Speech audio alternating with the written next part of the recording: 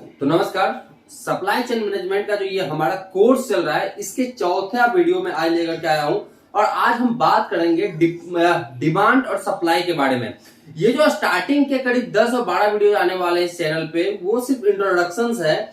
इसके बाद हम पूरा जो हर एक काम होता है, हर एक वर्क जो होता है सप्लाई चेन मैनेजमेंट का लॉजिस्टिक इंडस्ट्री के अंदर, जो जितने भी कंपोनेंट्स मैंने अभी तक बताए हैं उस पे किस तरह से वर्क होता है, उसके बाद हम स्टार्ट करें। तो पहले इंट्रोडक्शन हम जानते हैं कि जो इतना बड़ा हमारा लॉजिस्टिक इंडस्ट्री है, इतना बड़ा जो सप्लाई चेन मैनेजमेंट हमारे यहाँ चलता है, इसमें क्या है, किस लिए है और किसके लिए है, ये सब कुछ हम पहले समझ लेंगे। फिर हम आएंगे उन सारे कंपोनेंट्स के ऊपर और सारे जो मैनेजमेंट है इस बिजनेस को चलाने के लिए उसके ऊपर। तो चलिए आज हम जानते हैं डिमांड एंड सप्लाई। डिमांड क्या होता है और सप्लाई क्या होता है और इसकी जरूरत हमें क्यों पड़ती है, ये दोनों के बारे में हम आज की वीडियो में हम बात करने वाले हैं।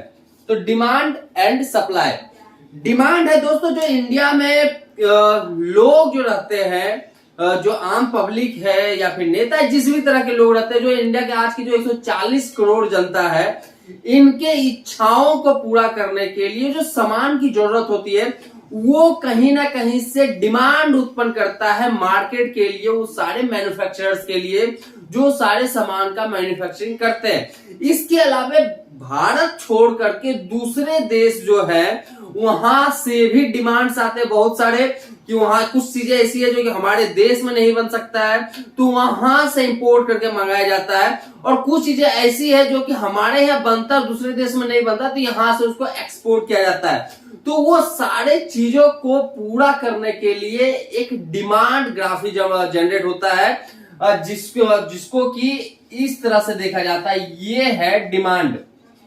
ठीक है, आज हम इसी को समझते हैं सबसे पहले कि डिमांड की जरूरत क्यों होती है और इसके अगेंस्ट में सप्लाई जो होता है उसका जरूरत क्यों होता है, इसको पूरा करने के लिए किन किन चीजों का आज के डेट में जरूरत है इस देश के अंदर, लॉजिस्टिक इंडस्ट्री के अंदर, सप्लाई चेन मैनेजमेंट के अंदर, और इसके अलावा जो दूसरे कंट्रीज है वहां पे भी। क्योंकि जब सप्लाई चेन मैनेजमेंट की हम बात करते हैं तो ऑल ओवर वर्ल्ड आ जाता है, जो पूरे दुनिया के जितने भी देश है वो सब के सब आ जाते हैं एक सप्लाई चेन मैनेजमेंट के अंदर, एक लॉजिस्टिक मैनेजमेंट के अंदर। तो सबसे पहले हम बात करते हैं डिमांड। डिमांड किसी भी तरह का हो सकता है। ये डिमांड उत्पन्न कहां से होता है हम वो समझते हैं। ये डिमांड जो है आम पब्लिक जो है, जो रहने वाले आम पब्लिक है, उनके पास से उत्पन्न होता है। किसी भी चीज को जो भी आपको खरीदना है खाने के लिए या आपके रोजमर्रा के काम के लिए या किसी शौक के लिए, वो कहीं ना कहीं से आपके लिए डिमांड है, आप उसको मार्केट से चाहते हैं और इसको पूरा करने के लिए हम क्या करते हैं, सप्लाई। तो ये कहां से आता है, ये आ सकता है किसी भी डायरेक्ट मैन्युफैक्चरिंग कंपनी से, उसके अलावा ट्रेडर्स के पास से भी आ सकता है ये सामान आपके पास। इसके अलावा आजकल ई कॉमर्स है, ई कॉमर्स के जरिए आ सकता है, और इसके अलावा जो रिटेल स्टोर है यहां से आ सकता है। तो इतने जगहों से आपका जो भी सामान होता है वो आपके पास सप्लाई होकर के आता है। बट दो चीजें हैं यहाँ पे, वो आपको देखना है कि जब किसी इंसान को किसी चीज का जरूरत होता है तो क्या ये डायरेक्ट यहां से यहां तक पहुंचता है या फिर इसके कुछ अलग अलग तरीके हैं जिसके तरीकों से यहां से यहां तक पहुंचाया जाता है। वो तरीके क्या है, वो मोड्स क्या है, आज एक्चुअल में हम उसके बारे में बात करेंगे। और डिमांड और सप्लाई को इक्वल करने अगर रहता है तो मार्केट क्या होता है, अगर अप एंड डाउन इसमें होता है तो मार्केट क्या होता है, इसके बारे में हम बात करेंगे। तो वीडियो को पूरा देखिए। अगर हम एक एग्जांपल के लिए लेते हैं कि मुझे एक मोबाइल चाहिए, क्या चाहिए, मोबाइल। एग्जांपल के लिए कि मेरा एक डिमांड है कि मुझे मोबाइल चाहिए। ये मोबाइल मुझे कहां से मिलेगा, क्या मुझे डायरेक्ट मैन्युफैक्चरिंग कंपनी से मिलेगा ये मोबाइल?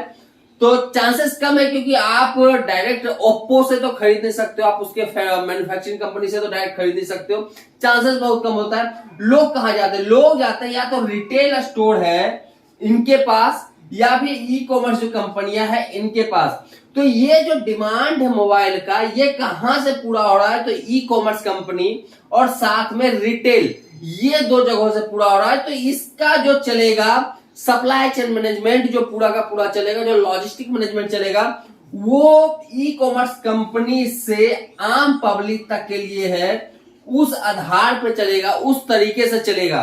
अब हम एक एग्जांपल के लिए लेते हैं कि मुझे मान लेते हैं कि मुझे किसी गाड़ी का पार्ट्स चाहिए और वो थोड़ा होलसेल में चाहिए, तो ये मुझे कहां से मिलेगा?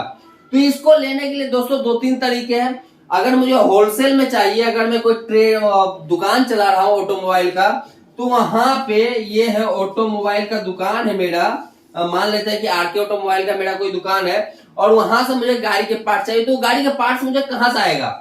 या तो मैं मैन्युफैक्चरिंग कंपनी से डायरेक्ट लूंगा या फिर मैं किसी ट्रेडर्स के थ्रू ये लूंगा। तो मैं जो सब डिमांड जनरेट कर रहा हूं अपने लिए, वो कहां हिट कर रहा है? तो वो हिट कर रहा है मैन्युफैक्चरिंग कंपनी जो है, जो डायरेक्ट उस प्रोडक्ट को बना रही है, या फिर जो ट्रेडर्स है जो कि उसमें कहीं ना कहीं इन्वॉल्व है उस सामान को भेजने के लिए।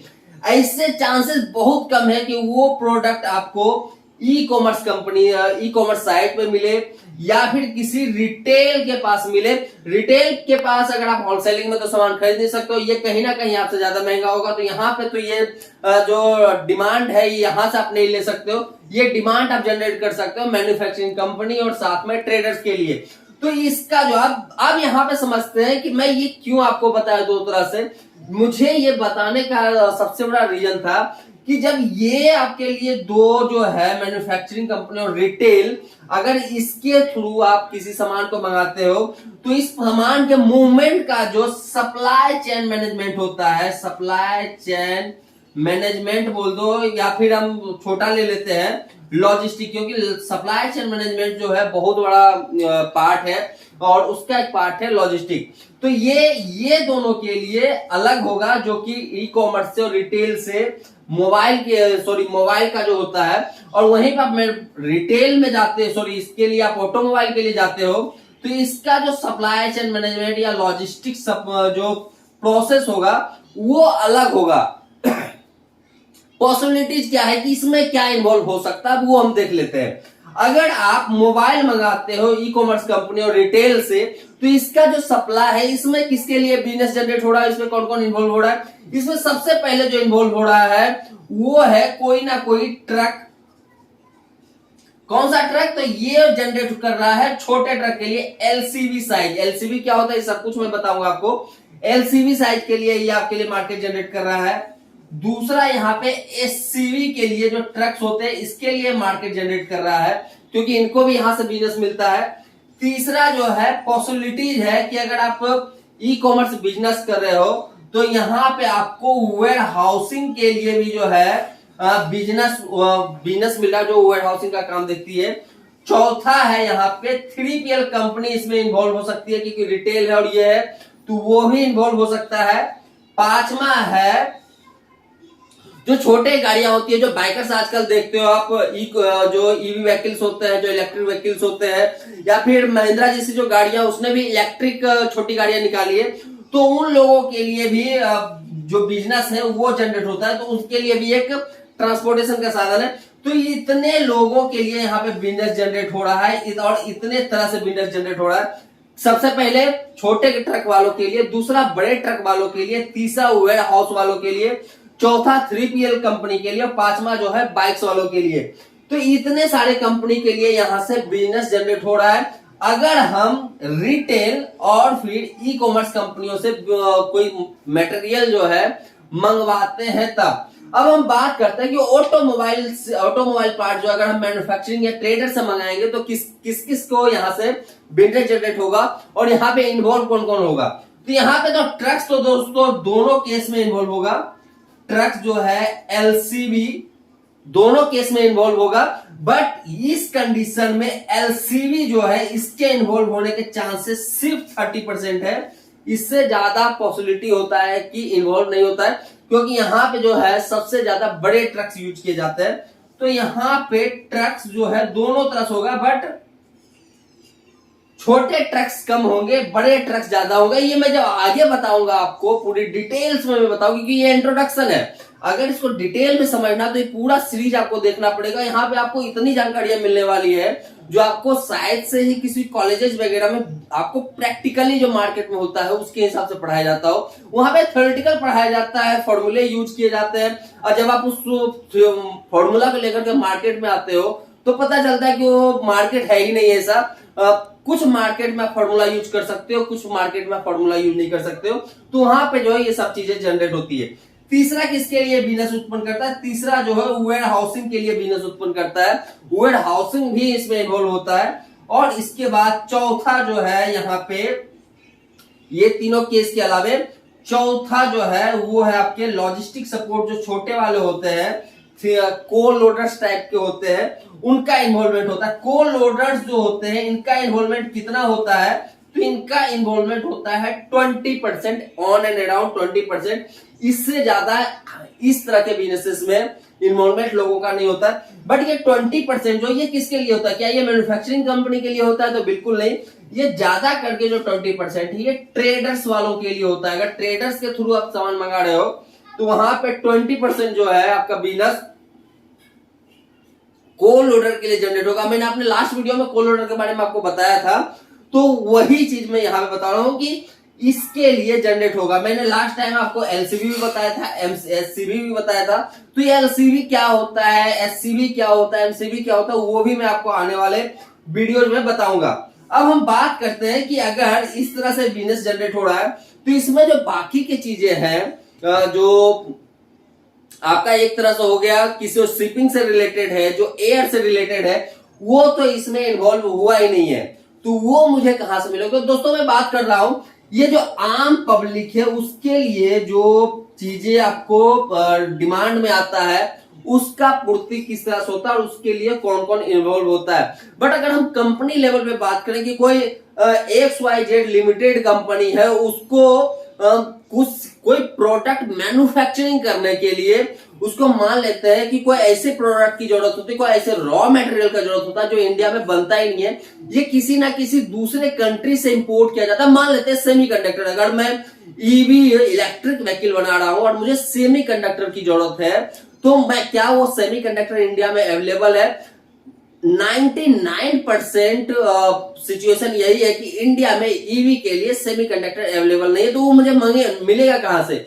वो मुझे मिलेगा दूसरे कंट्री से जो सेमीकंडक्टर का आज के डेट में किंग है। तो हम क्या करेंगे वहां से, अगर उस तरह का कोई डिमांड जो है वो उत्पन्न होता है, वो भी हम आपको बता ही देते हैं कि अगर आपको सेमीकंडक्टर चाहिए और वो आपको ईवी व्हीकल के लिए चाहिए, तो ये कहां से जनरेट होगा? ये जनरेट होकर के आएगा दूसरे कंट्रीज से। दूसरे कंट्रीज अगर हम मान लेते हैं कि चाइनीज जो कंट्रीज है वो सब इसके अंदर आ जाता है, तो हम मान लेते हैं कि उधर के लिए सबसे ज्यादा जो सेमीकंडक्टर है उधर ही बनता है। आजकल कॉन्फ्लिक्ट भी चला हुआ है चाइना के साथ, ये भी आप जानते हो, जिसमें कि इंडिया एक तरह से साइड से इन्वॉल्व है, पूरी तरह से इन्वॉल्व नहीं होता है, साइड से इन्वॉल्व होता है, क्योंकि विदेश नीति जो होता है वो सबको देख करके किया जाता है, सब कुछ देख करके उसमें अपना इन्वॉल्वमेंट लाया जाता है। तो इस कारण से इंडिया उसमें इन्वॉल्व है बट साइड से इन्वॉल्व है। तो वो कंट्री से सेमीकंडक्टर वर्ल्ड में सबसे ज्यादा वहीं पे बनता है।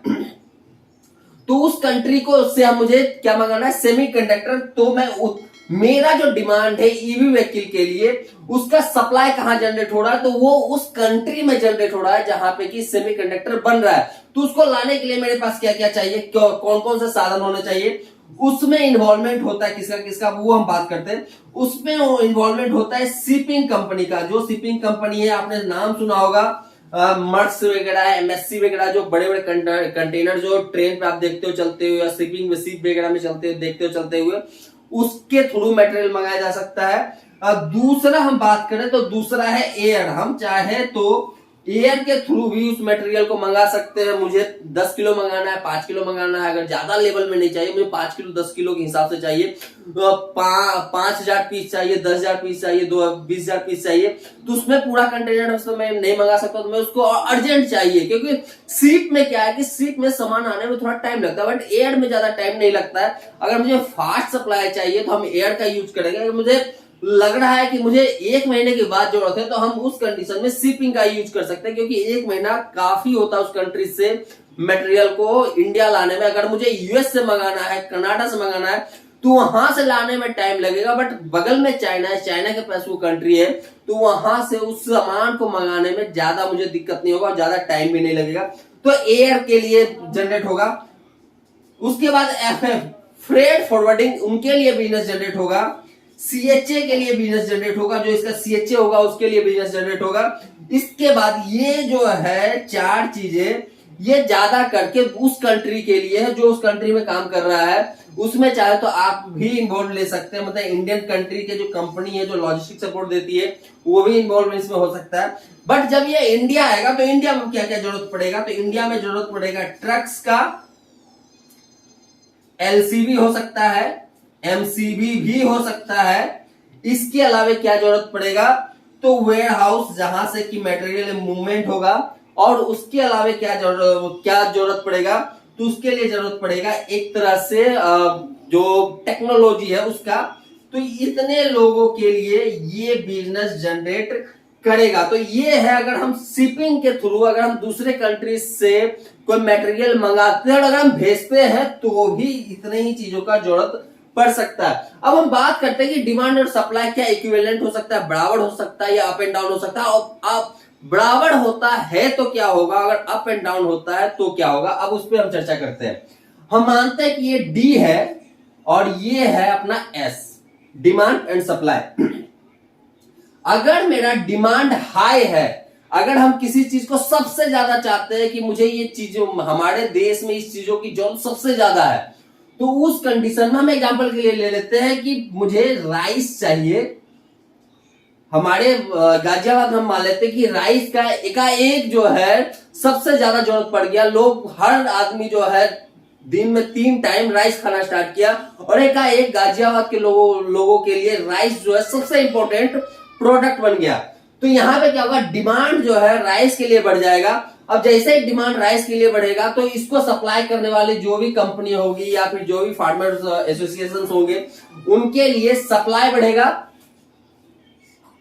ठीक है, तो यहाँ पे मेरा राइस का डिमांड बढ़ा तो यहाँ पे उसका सप्लाई भी बढ़ना चाहिए। अगर दोनों बराबर है, अगर मेरे पास जितना रिक्वायरमेंट मुझे है राइस का अगर उतना ही मार्केट में अवेलेबल है अपना क्या बोलता है राइस, तो इस कंडीशन में दोनों का जो रेट होगा सेम होगा। यहाँ पे ज्यादा कोई अप एंड डाउन नहीं हो सकता है।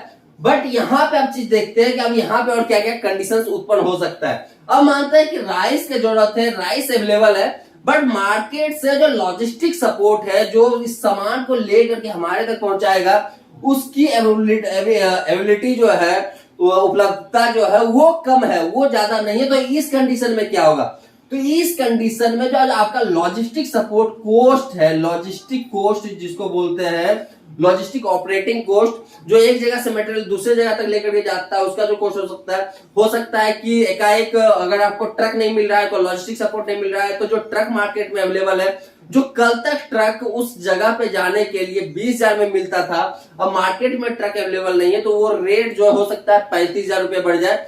तो आपका जो है यहाँ पे लॉजिस्टिक कोस्ट जो है वो क्या होगा, लॉजिस्टिक कोस्ट जो है वो आपका बढ़ जाएगा। तो ये है, अगर स्टेबल नहीं हो तो ये जो डिमांड सप्लाई की जो चीजें है ना, ये भी इस कोर्स में डिटेल में मैं समझाऊंगा लॉजिस्टिक के लिए। तो मैंने आपको एक ओवरव्यू दिया था। अब ये जो पैरेलल चलाना है तो उसके लिए क्या करना होता है, अप एंड डाउन होता है मार्केट, तो उसके लिए क्या करना होता है, कोस्टिंग जो आपने मेरे पुराने सारे वीडियोज में देखे हो कि रेट जो मिसमैच होते हैं लोगों के, रेट जो मैच नहीं हो पाते लोगों के और वहां पे बहुत सारे लॉजिस्टिक कंपनी हो या फिर बहुत सारे मैन्युफैक्चरिंग कंपनी हो, आम पब्लिक हो, उन लोगों को इससे क्या प्रॉब्लम होता है, रेट्स अगर स्टेबल नहीं होते हो। तो मेरे पास अभी भी मैसेजेस आते हैं लोगों के कि सर रेट्स क्या हो सकता है, किस तरह से हो सकता है, तो उसके क्या कारण है, वो सब कुछ मैं इस पूरे सीरीज के वीडियो में मैं बताऊंगा कि इसको किस तरह से देखा जाता है, किस तरह से किया जाता है। विश्वास कीजिए, जिसमें 120 कंटेंट की मैं बात करता हूं, 120 प्लस, ये कुछ दिनों में ये सारे कंटेंट के लिस्ट जो हमारे चैनल पे आपको उपलब्ध हो जाएंगे। आप उसको डाउनलोड कर लीजिए, डाउनलोड करके आप देखना उसको स्टार्ट कीजिए कि उसमें आपके लिए जरूरत बड़ी जो कंटेंट है वो क्या है, बिजनेस पर्पस पे आपको क्या जरूरत है, अगर आप स्टूडेंट हो तो उसके लिए क्या जरूरत है, अगर आपने किसी कंपनी में ज्वाइन किया है एज ए एम्प्लॉय तो उसके लिए आपको क्या क्या जानने की जरूरत है, वो सब कुछ ये सारे कंटेंट्स में अवेलेबल होगा, इस सारे वीडियोज में अवेलेबल होगा। तो दोस्तों आज के लिए जो इंट्रोडक्शन है सप्लाई, डिमांड एंड सप्लाई का, उसको हम यहीं पे रखते हैं। इसके बाद इसका जो डिटेल डिस्कशन है जिसके बारे में, कि इसके बारे में जो मैं बता रहा था अभी इसको मैं नेक्स्ट वीडियो में आपको बताऊंगा। बट बहुत जल्दी मैं यहाँ पे बोर्ड लगाने वाला हूँ, तो ये जो चीजें मैं इससे करके दिखाता हूँ थोड़ा सा क्लियर हो जाएगा, थोड़ा सा अच्छे से दिखना स्टार्ट हो जाएंगे। तो चलिए मैं मिलता हूँ आपसे नए नेक्स्ट वीडियो में, तब तक के लिए जय।